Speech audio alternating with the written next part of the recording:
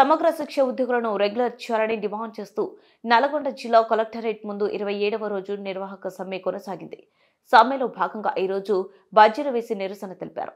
ఈ సందర్భంగా జిల్లా అధ్యక్ష కార్యదర్శులు మొలుగురి కృష్ణ, బొమ్మగారి రాజు మాట్లాడుతూ మీడియా ముఖ్యమంత్రి సమగ్ర శిక్ష ఉద్యోగుల కేంద్ర ప్రభుత్వ పథకమని దాటవేత ధోరణితో మాట్లాడుతున్నారని, ఎన్నికల ముందు మా వ్యవస్థ పైన పూర్తి అవగాహన ఉన్నది, అధికారంలోకి వచ్చిన 100 రోజుల్లోనే మా పరిష్కరిస్తామని మాట ఇచ్చి ఇప్పుడు మాట మారుస్తున్నారని ఇది ఎంతవరకు న్యాయమని ఆవేదన వ్యక్తం చేశారు.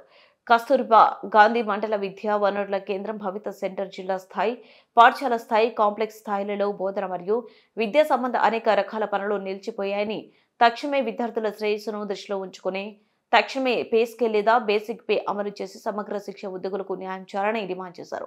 27 రోజులుగా వివిధ రూపాలలో నిరసనలు తెలియజేస్తున్న సరైన స్పందన లేకుండా బెదిరింపు ధోరణిలో ప్రజాప్రతినిధులు మరియు అధికారులు ఈ విధంగా స్పందించడం బాధాకరమని తెలిపారు.